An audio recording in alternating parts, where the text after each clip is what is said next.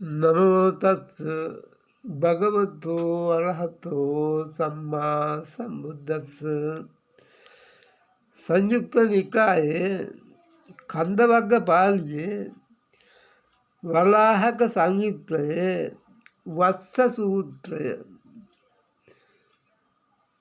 ස්වාමීනි, යම් හේයකින් ඇතැම් දිනක අධික වර්ෂාව ඇතිවේද? එයට හේතුව කවරේද? ප්‍රත්‍ය කවරේද?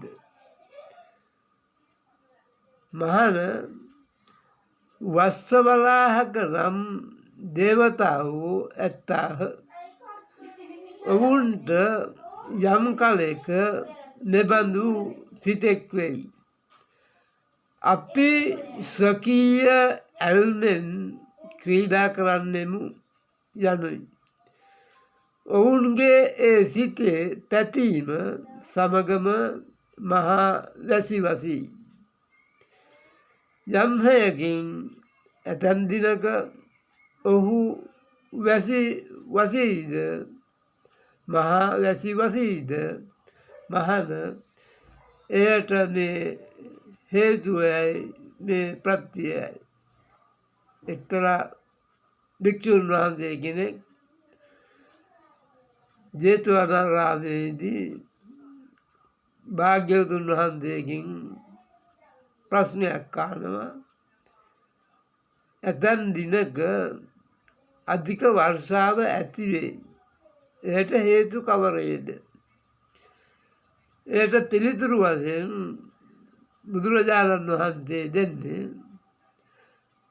වස්සවලාහක නම් දෙවියෝ ඉන්නවා. ඒ දෙවිවරු ක්‍රීඩා කරනවා.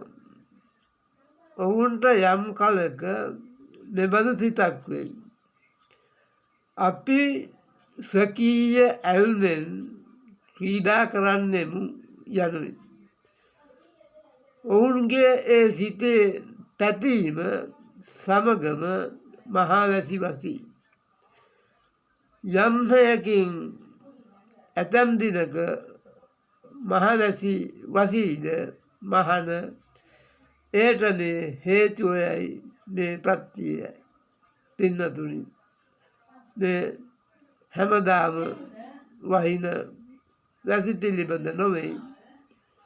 මේ දිව්‍ය ලෝකයේ ඉන්න වස්සවලාහක දෙවිවරු ක්‍රීඩා කරනකොට ඔවුන්ගේ සිත පැහැදීම, හිත සතුටු වීම නිසා ඒ මහා වැසි වසිනවාය කියන කාරණය භාග්‍යවතුන් වහන්සේ දේශනා කළේ. දේව භූත සත්ව ප්‍රජාවට පින් අනුමෝදන් කරන්න.